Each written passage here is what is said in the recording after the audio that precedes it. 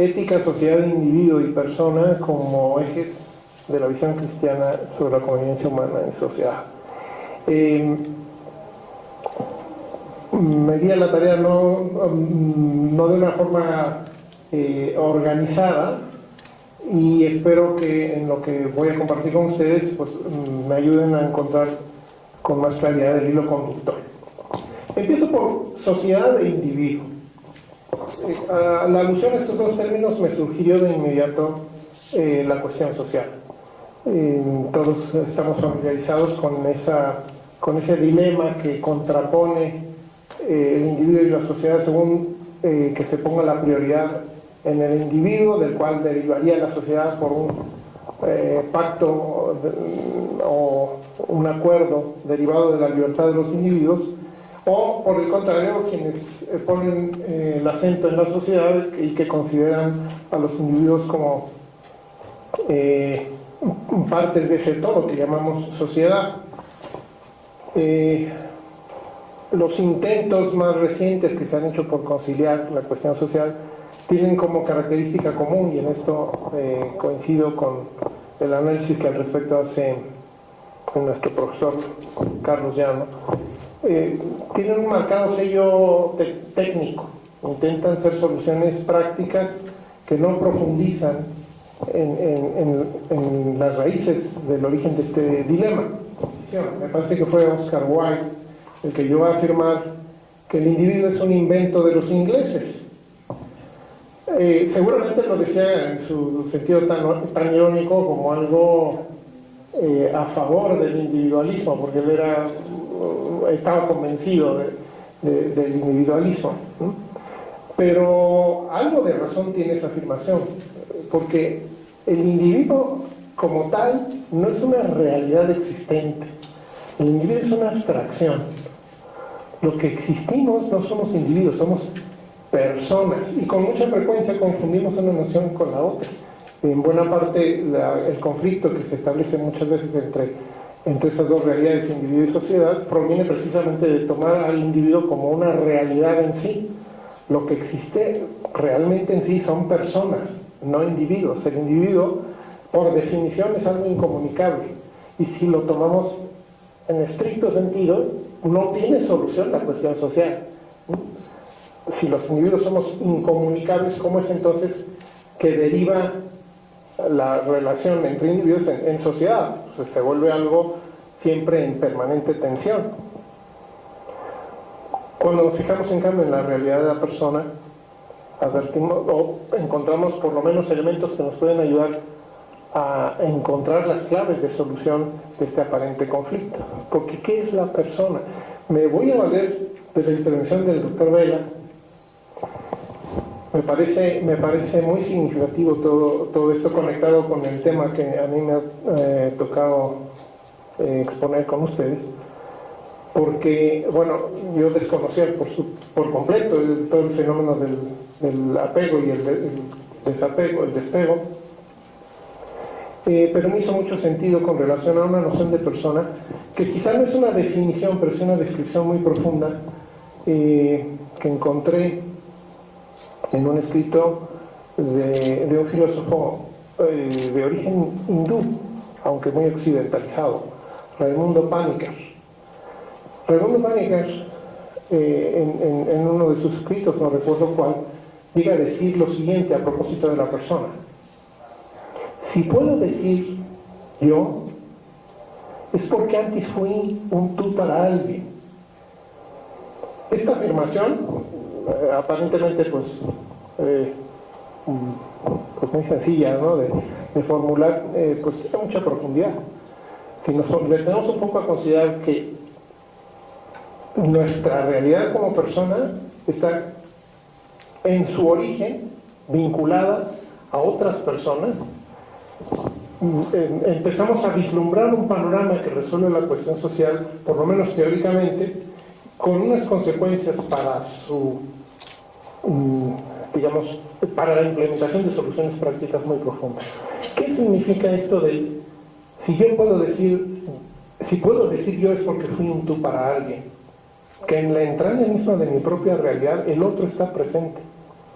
y que por lo tanto, por lo tanto, lo más característico de mi realidad es que no soy solo, sino que soy con los otros en muchos sentidos, ¿no? Si lo vemos desde una perspectiva trascendente, bueno, es el tú pronunciado por Dios al crearme del que deriva mi realidad como ser humano, como persona. Si lo vemos en un plano menos trascendente, más mundano, por decirlo de alguna forma, pues eso, la apertura de mis padres a la realidad de mi advenimiento como hijo hace posible que yo esté en este mundo, porque si ellos hubieran negado a ese tú que supone procrear, yo no estaría aquí. Somos continuamente referencia a los demás, aunque no solo seamos eso, evidentemente. La realidad de la persona no es solo la referencia al otro, porque para referirse al otro tiene que haber un sí mismo que se relaciona con el otro, ¿no? Pero ser sí mismo es algo que deriva de eso, de la relación con otro, que se expresa, me parece muy adecuadamente en esa fórmula. Ya entrados en ese terreno, pues nosotros advertimos qué papel juega la ética en la solución de la relación entre individuo y sociedad, dando por descontado que individuo sería solo una ficción, una falsa conciencia de la mismidad que se considera capaz de subsistir sin los demás. Eso en la realidad no se da. Robinson Crusoe es una muy buena novela, ¿verdad? Muy entretenida, pero es una ficción. En la realidad estamos continuamente en relación de dependencia con los demás. Y esto ¿de qué va con respecto a cuestiones como, por ejemplo, la autonomía de la persona? Bueno, pues la autonomía no significa que dejemos de depender de los demás, sino que en esa relación de dependencia de los demás soy capaz de distinguir mi mismidad de los demás y la puedo afirmar, pero no en despecho, no en desvinculación respecto a los demás. Autonomía no es lo mismo que independencia. Independencia es un concepto que también está muy vinculado a la noción, a la ficción de individuo. No somos independientes. Pensemos tan solo, por ejemplo, ahora que acaba de estrenar, bueno, ya tiene un tiempo de haberse estrenado la película esta de Gravity. Pues, es un canto a la dependencia del ser humano respecto de los demás. Incluso en la especie de sueño pesadilla que tiene la protagonista, ¿verdad? En donde la solución para su regreso a la Tierra le viene de un imaginado, soñado diálogo con el compañero que perdió, ¿no? No sería, por ejemplo, todo lo que supone. Me hizo recordar una observación que hizo Julián Marías hace mucho tiempo. Me parece que está recogida en su libro de Antropología Metafísica. Hace la observación de que el ser humano está en continua referencia a los demás y a lo demás, ¿no? A los otros y a lo otro. Y pone muchos ejemplos, entre ellos cómo el ser humano, para poder realizar viajes fuera de la órbita de la Tierra, se tiene que rodear de un microcosmos. El traje de astronauta es una especie de microcosmos que le provee, pues, de muchas cosas, ¿no? Oxígeno, presión, humedad, etcétera, ¿no? Pensemos qué sería de un ser humano sin la relación con el aire, por ejemplo, ¿no? Pues, no podemos vivir sin el aire, no podemos vivir sin la presión atmosférica, no podemos vivir sin el lenguaje, no podemos hacer prácticamente nada sin el vínculo con otro y con los otros. Somos seres en continua dependencia. Me gusta mucho en ese sentido el título. No me he dado tiempo a estudiarlo, a pesar de que es un libro ya que tiene por lo menos una quincena de años de haber salido, de Alasdair MacIntyre, este filósofo norteamericano, muchos lo conocerán o lo recordarán por su tratado After Virtue, tras la virtud. El título del libro que quiero algún día estudiar se llama Rational Dependent Animals, ¿no? El animal racional dependiente, ¿no? Y la tesis, porque lo que sí he podido por lo menos revisar son las solapas del libro, la tesis del libro dice, es un desarrollo de esa realidad, ¿no? Somos dependientes desde que nacemos hasta que morimos, ¿no? Lo único que cambia es la forma en que vivimos esos vínculos de dependencia a lo largo de toda nuestra existencia. Y ahí es donde me parece que entra también el tema de la ética. Porque, ¿cómo podemos entender la ética? Es muy frecuente, por lo menos a nivel generalizado, entender la ética como un conjunto de prescripciones, de reglas que atañen sobre todo a la conducta del hombre. Aquí también me remito a mi querido profesor Carlos Llano, que proponía entender la ética de otra manera, diferente, como una descripción del despliegue del hombre en dirección a su plenitud. Qué distinto es el enfoque de la ética cuando se entiende como eso, como una forma de ver al mismo ser humano, pero descrito con caracteres de plenitud. Y así entendida la ética, los preceptos se entienden también de otra manera. La persona humana despliega su realidad en la actividad. O sea, lo que somos se pone de manifiesto en nuestro actuar. Es una de las muchas formas de entender o de aplicar a la realidad humana el aforismo aquel de operatio sequitur esse, ¿no? La operación sigue al ser, pues muchos la entienden como la forma como un aforismo que lo que explica es que según se es, así se opera, ¿no? Así se actúa.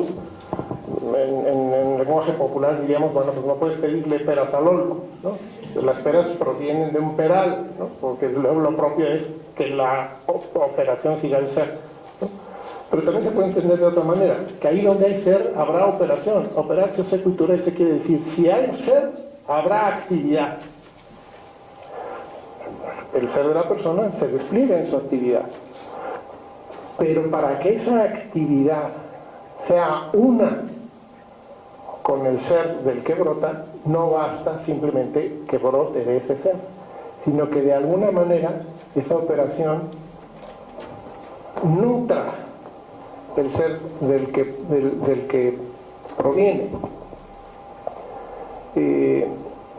No está aquí mi colega, la doctora Virginia Aspe. Ella ha desarrollado ese tema, estudiando mucho el tema de la distinción entre poiesis y praxis. Nuestra acción no solo tiene un resultado externo. Cuando alguien, vamos, el que fue artífice de este objeto que tengo delante de mí hizo esta botella, pues no solo salió la botella, sino que hay vamos a llamarlo así, es un subproducto, perdón por la imprecisión filosófica, aquí con mi colega Carlos Ruiz. No solo hay un producto externo, hay un producto interno también. O sea, algo de la acción quedó fuera de quien actuó, y que es precisamente esta botella. Pero otra parte, por decirlo de alguna forma, de esa misma acción queda recogida en el sujeto que produjo la botella, en la forma de una destreza, de una habilidad que adquirió haciendo esta botella. Cuando nosotros aprendimos a escribir, ¿cómo aprendimos a escribir? Pues haciendo planas y planas de rayitas y volutas, ¿verdad?, que al principio salían muy chuecas y después empezaron a salir un poquito más derechas. ¿Por qué sucede eso? Porque no solo hago rayas, sino desarrollo una destreza, algo de mí se recoge.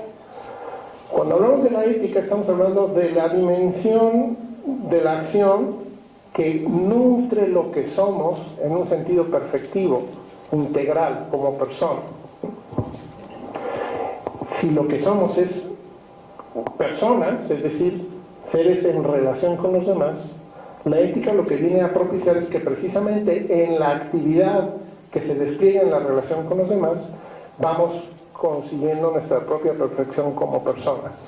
Y entonces, la contraposición de individuo y sociedad no solo se desdibuja, se invierte de alguna manera, ¿no? Porque veo en los demás la oportunidad del desarrollo de mi propia perfección como persona.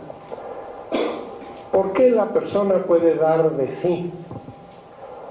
Y ese dar de sí, en el sentido de optar por una vida de entrega, de servicio, de amor a los demás. Pues porque no solo somos miseria, ¿no? Cuando se estudia metafísica, sobre todo metafísica de corte aristotélico-tomista, siempre se recurre a las dualidades: materia-forma, esencia-existencia. Bueno, en la persona hay una dualidad fundamental, ¿no? No somos el ser, no somos la persona divina. Somos seres contingentes, somos seres limitados, y en esa misma medida pues somos seres necesitados. Ahí podría haber una razón explicativa del porqué de la relación con los demás. Yo me relaciono con los demás porque necesito de los demás, pero eso es insuficiente, porque esa forma de entender a la persona solo como un ser necesitante pues puede derivar en una instrumentalización de los demás a favor de mi propia realización. La persona no es solo indigencia, la persona también es plenitud. Y esto tiene que ver también con una idea de la persona que es deudora de la teología. Dios, cuando participa del ser a la persona, le participa efectivamente de ese ser, de modo que no somos mera indigencia, sino que tenemos una realidad que aporta,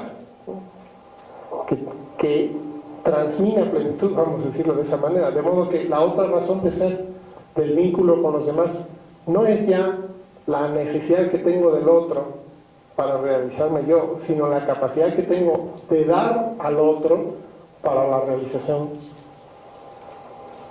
común de ambos, ¿no?